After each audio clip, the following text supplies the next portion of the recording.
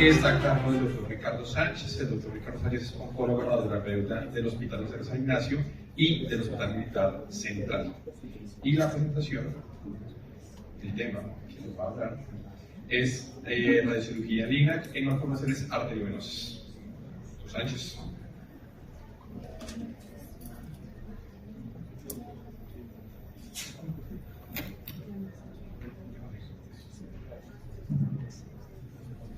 Bueno, buenos días.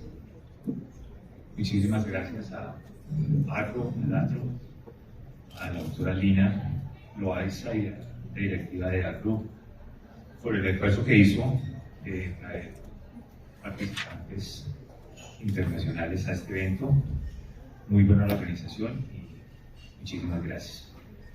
El tema que voy a hablar el día de hoy es acerca del papel que tiene la radiocirugía con acelerador lineal en malformaciones arteriovenosas.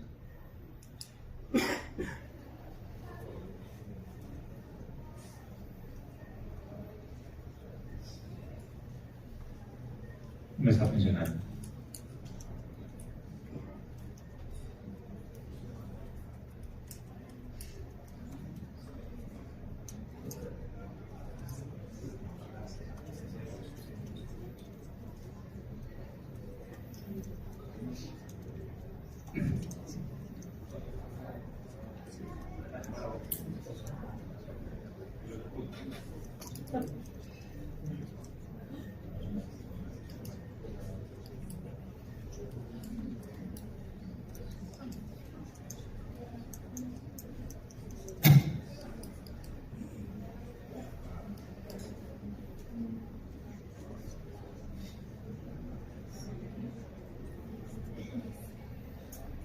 Bueno, las malformaciones arteriovenosas son patologías vasculares poco frecuentes. Esta tiene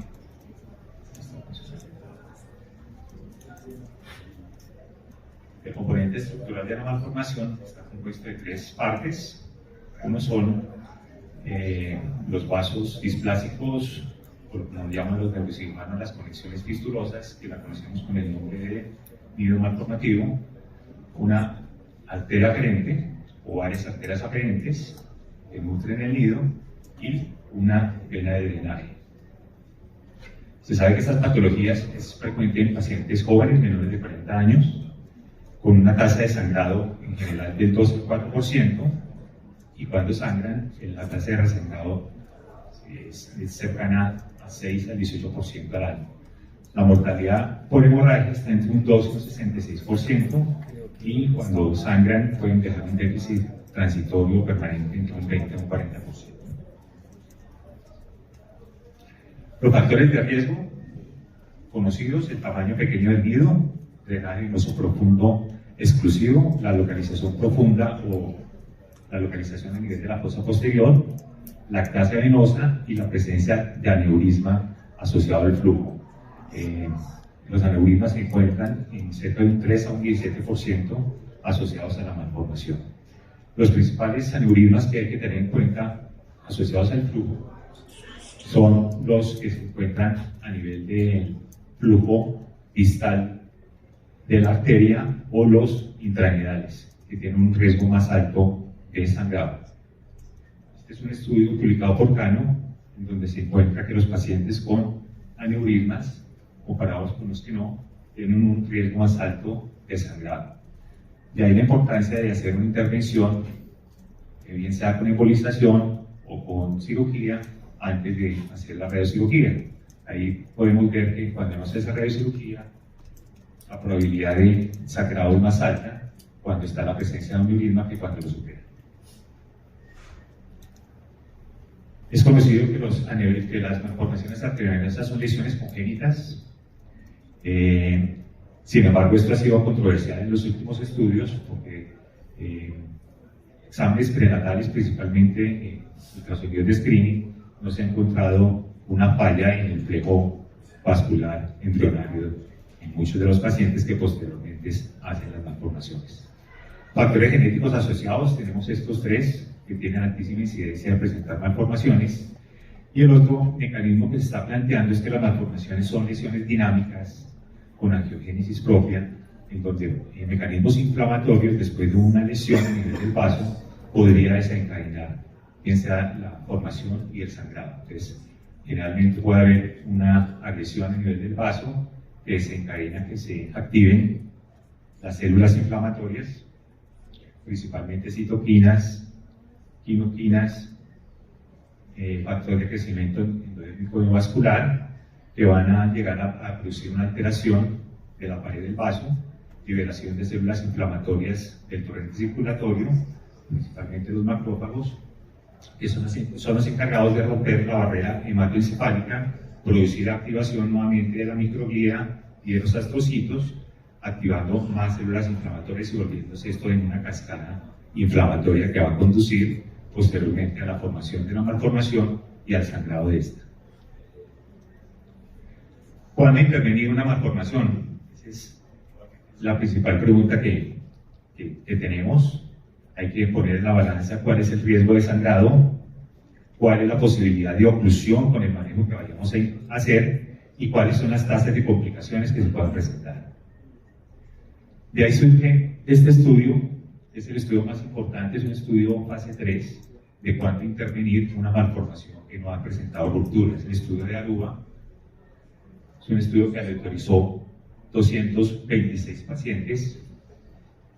Ahí vemos las características de los pacientes, y en este estudio se encontró que los pacientes que no recibieron ninguna intervención tuvieron mejores desenlaces, no presentaron ni isquemia, ni sangrado, ni muerte, tanto como los pacientes a los cuales se les realizó la intervención. Críticas de este estudio: es un estudio que nada más tiene un periodo de seguimiento corto, 5 años, que para pacientes con malformaciones es un periodo muy corto debido a que son sobrevivientes por largo tiempo, son personas jóvenes. El 32% de los pacientes se les hizo solo embolización. Sabemos que la embolización no es un tratamiento tan definitivo en la gran mayoría de malformaciones arteriovenosas, y no se hizo un análisis por intervención de tratamiento. No sabemos cómo le fue a los pacientes que se les hizo microcirugía, o se les hizo radiocirugía, o se les hizo embolización, o una combinación de estas modalidades. Bueno, estos son un estudio que nos habla de los predictores de hemorragia en pacientes con malformaciones arteriovenosas que no han sido tratadas. Tuve en cuenta 3 factores, y a la presentación presentó hemorragia, si el drenaje venoso profundo estaba presente o era un drenaje venoso superficial, y si la localización era profunda o superficial. Acá vemos que el riesgo de sangrado fue muy variado, hubo una variabilidad importante, desde menos del 1% al año hasta un 34% al año. Entonces, ahí es donde la decisión de hacer una intervención en un paciente que tenga un riesgo tan bajo realmente puede ser la decisión menos adecuada. Mientras que pacientes que tengan porcentajes tan altos, pues definitivamente sí se tiene que beneficiar de hacerles algún tipo de manejo. Estas son las intervenciones: el manejo quirúrgico, la microcirugía. Se sabe que es el tratamiento más definitivo que hay en el manejo de una malformación. Sin embargo, pues tienen altísimo riesgo de presentar complicaciones. La embolización es una alternativa de manejo, generalmente es un manejo complementario a la cirugía, bien sea para embolizar las arterias y disminuir el riesgo de sangrado, o para la radiocirugía, para disminuir el volumen y que posteriormente podamos hacer el manejo con radiocirugía. Hay algún porcentaje de malformaciones que pueden ser manejadas exclusivamente con embolización, son aquellas que son menores de 3 centímetros, que no están ubicadas en áreas elocuentes o que tienen poco pedículo arterial. El otro manejo es la radiocirugía. Dentro de la radiocirugía, el objetivo primario es la oclusión completa del nido malformativo, que tiene que ser confirmada por la angiografía, y en la angiografía debe haber un tiempo normal de circulación sin evidencia de vasos patológicos en el nido y desaparición o normalización de la vena de drenaje. El periodo de oclusión es bien sabido que es entre 1 a 5 años. Aquí algunos cambios histopatológicos en malformaciones después de radiocirugía. sabemos que se produce un daño a nivel endotelial con proliferación de células endoteliales, proliferación de células de músculo liso, que conlleva un engrosamiento de la capa íntima y de la adventicia. Posteriormente puede haber degeneración celular con depósitos de colágeno fibrillar denso que van a fluir más la luz del vaso, y ya en la fase final, en la fase más tardía, se produce hialinización celular y oclusión con trombosis o no del vaso. Y ahí podemos decir que la radiocirugía representa la única terapia biológica en el manejo de las malformaciones arteriovenosas. Los sistemas de graduación son muy importantes. El más conocido es el de Spellman-Martin. Este, sin embargo, es un sistema de graduación que fue validado nada más para cirugía, para mirar la tasa de complicaciones que se presentan en los pacientes de acuerdo al grado y tomar la decisión si se opera o no. Adicionalmente salió un sistema de graduación complementario, que es el de Linton-Jung, que tiene en cuenta la edad, si sangró o si la malformación es compacta o no. Pues con base en eso, el cirujano decide si el paciente es candidato o no a cirugía. Los Spellman-Martin grado 1 y grado 2 son los mejores candidatos para poder hacer este tipo de manejo quirúrgico. Esta otra clasificación, que es el score de Búfalo, es un score diseñado para nada más mirar el beneficio de la embolización y la tasa de complicaciones. Las complicaciones son principalmente la isquemia y la hemorragia. En este se tiene en cuenta pues más lo que es el pedículo arterial y el número de arterias que se encuentran presentes en la malformación arteriovenosa. El score de Virginia es un score diseñado para radiocirugía. Es importante que se tenga en cuenta el volumen para poder definir cuál sería la dosis marginal óptima para tratar ese paciente. Aparte del volumen, tiene en cuenta la localización, si está ubicado en una zona elocuente o no elocuente del cerebro, y si ha presentado sangrado. Este es el de Paula Flickinger, que es un score más diseñado para Gamma Knife.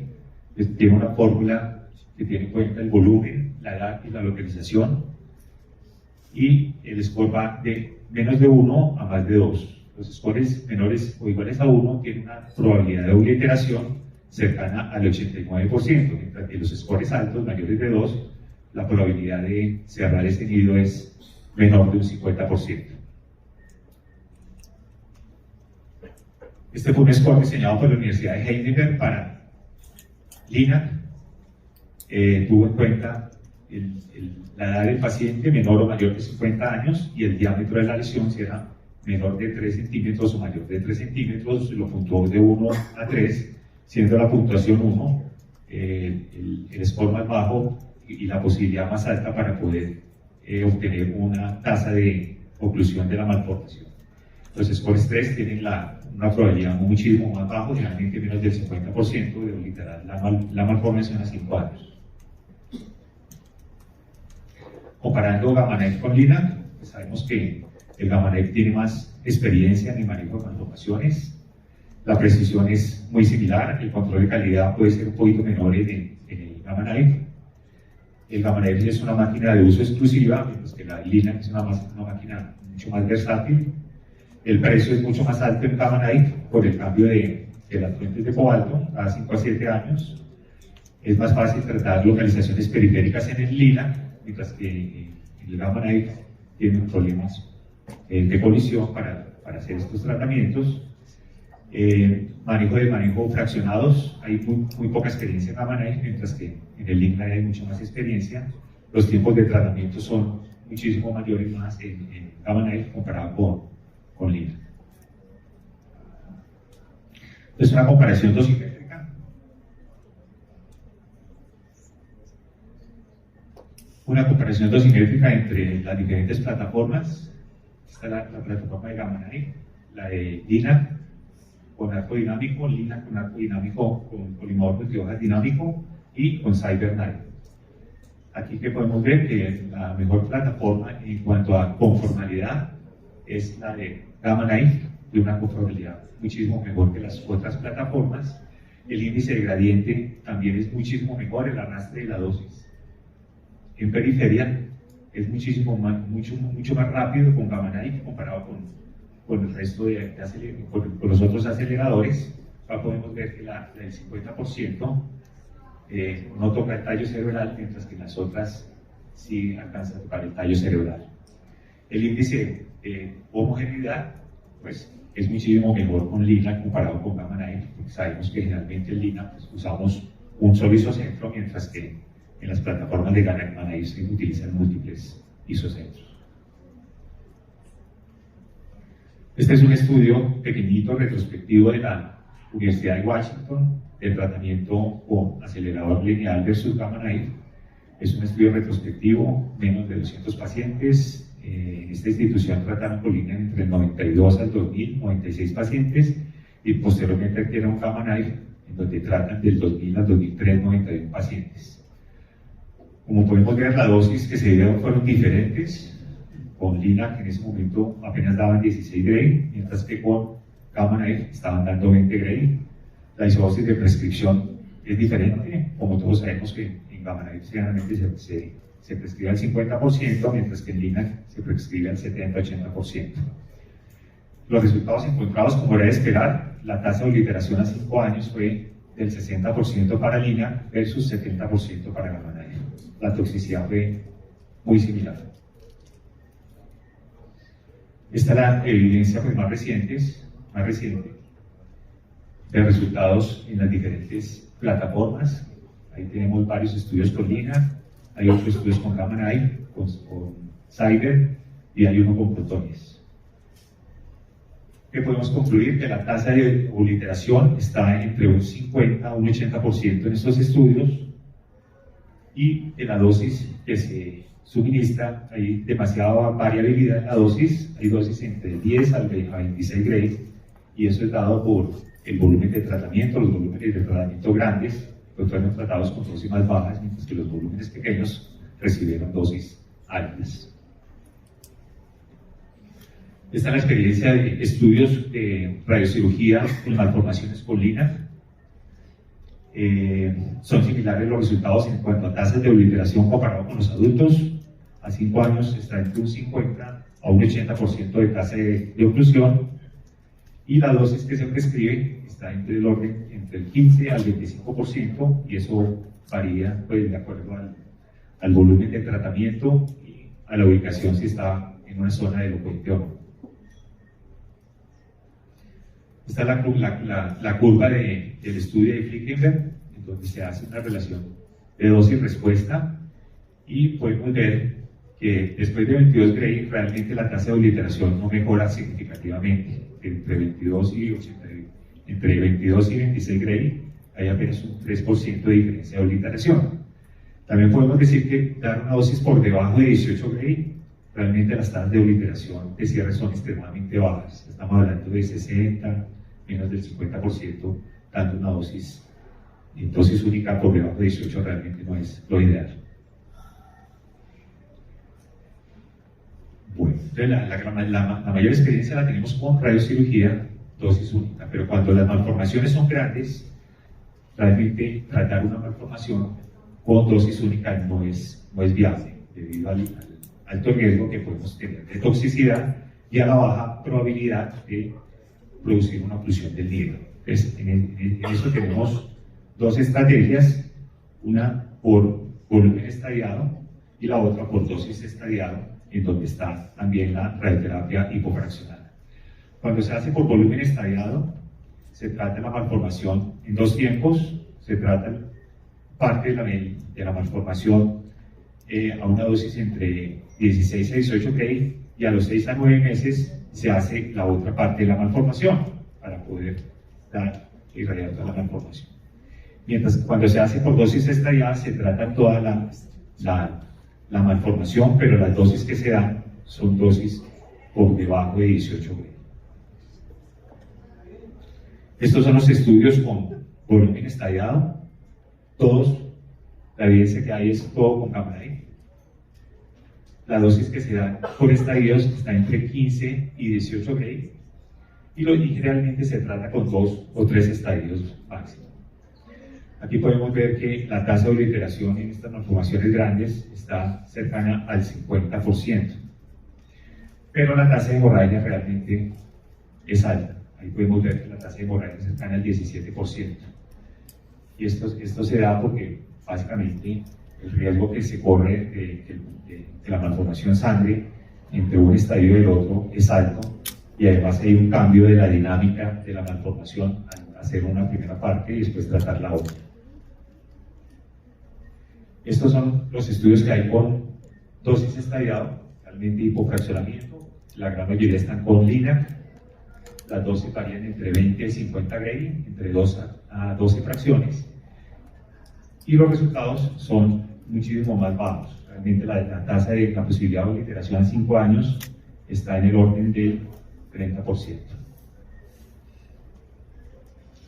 Repetir radiocirugía en pacientes que no se les logra una obliteración completa, hay muy poca evidencia con LINAC. Este es un estudio de la Universidad de Heidelberg, 11 pacientes. La dosis que se dio fue de 15 Gray en la reirradiación, y en la primera generalmente los pacientes se habían recibido 18 Gray. Que se encontró que la tasa de obliteración en esa segunda radiocirugía fue del 56%, la obliteración completa. La tasa de complicaciones no fue alta y se concluye que tratar o reirradiar una malformación puede ser un tratamiento seguro y efectivo, y es una opción que se tiene que tener en cuenta en pacientes que a los 5 años no se logre cerrar el hilo. En cuanto a dosis de tolerancia, estos son los estudios que hay. Todos estos estudios están alrededor de que el V12 reciba menos o máximo 10 Gray en dosis única. En dosis estadiada realmente no hay estudios de relación dosis a nivel del tejido sano, debido al número bajo de pacientes, y que realmente se ha centrado en cuanto a efectos de dosis y riesgos de necrosis. El hipofraccionamiento, los estudios que hay es para metástasis cerebrales. Estas son las recomendaciones de Quantec y las recomendaciones del consenso del Reino Unido para respetar el tejido sano, en este caso el cerebro. El V12 debe ser menor a 10 centímetros cúbicos.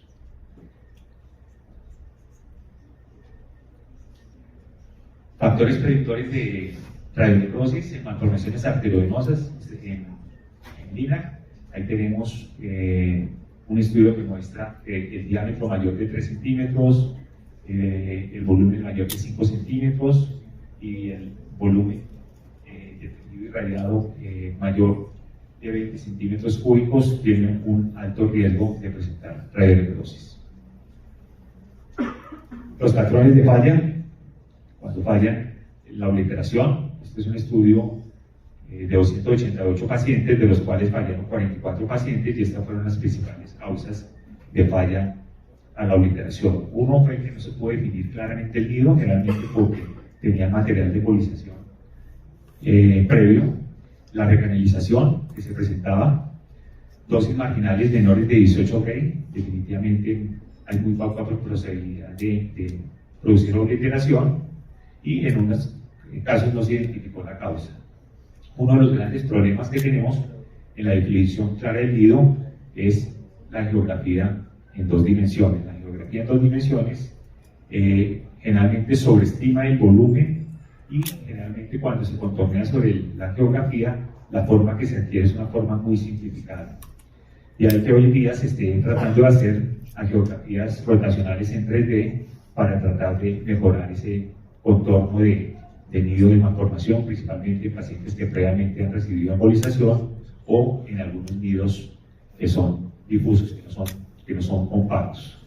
En esto podemos ver que sí hay unos cambios importantes. En la figura de la mitad podemos ver el cambio que hay del volumen comparado cuando se hace la integración de la geografía rotacional en 3D. Los efectos tardíos por radiación, tenemos 2 efectos: los cambios inducidos por radiación, que se presentan entre 1 a 2 años después de la radiocirugía, y los efectos adversos por radiación, que se presentan 5 o más años después. Este es un meta-análisis de 51 estudios, de los 51, 24 estaban con Linac, y se encontraba que los cambios inducidos por radiación se presentaban en cerca del 35% de los pacientes, sintomáticos fueron apenas un 9% y permanentes un 4%. Ahí podemos ver los cambios inducidos por radiación en un paciente sintomático 8 meses después. Generalmente los que más presentan este tipo de lesiones son aquellas ubicadas en zonas profundas del cerebro, y vemos una malformación talámica izquierda que presenta una radionecrosis importante. Y estos son los cambios tardíos, los que suceden muchísimos años después. El más frecuente es el quiste. Generalmente el quiste está asociado cuando el paciente presenta cambios inducidos por radiación previamente, tiene un riesgo de 10 veces más de presentarlo. Esos quistes generalmente son asintomáticos y se ubican adyacentes a donde estaba el nido malformativo. Ahí podemos ver que el quiste, después del diagnóstico 9 años después de la radiocirugía, 5 años después, no presentaba cambio y el paciente permanecía asintomático. Mientras que este fue un efecto mucho más tardío, 16 años después, donde se encontró una lesión cerebrosa derecha, el paciente consultó por cefalea y alteración de la marcha, y se encontró una malformación arteriovenosa trombosada, que fue llevada a cirugía sin problema, y el paciente estuvo posteriormente sin ningún lío. Bueno, esta es nuestra experiencia. Este fue un póster que fue publicado en el 2021 del Centro Javeriano de Oncología del Hospital Universitario San Ignacio. Fue publicado por un grupo de trabajo de allá, liderado por el doctor Alejandro González, que en ese momento se encontraba con nosotros. Fueron 85 pacientes, de los cuales 44 habían tenido historia de hemorragia, Stella y Martin eran 2 y 3 la gran mayoría de pacientes. 42 pacientes completaban el seguimiento a 4 años, y se encontró que la tasa de oclusión a los 4 años estuvo cercana al 60%, lo cual es pues muy similar a lo que hemos encontrado en la literatura. La toxicidad de sus pacientes fue realmente baja. Como conclusiones, ¿qué podemos decir? Que los riesgos del tratamiento deben ser siempre balanceados en contra de los riesgos asociados al curso natural de la malformación, que la radiocirugía es el único manejo biológico que tenemos en la malformación, con una respuesta tardía para la oclusión, que siempre que tenemos que esperar esos 5 años para poder estar seguros que se cerró o no se cerró completamente, y que la radiocirugía con Linac tiene resultados muy similares tanto en oclusión de malformación y complicaciones comparados con otras plataformas de dedicación exclusiva.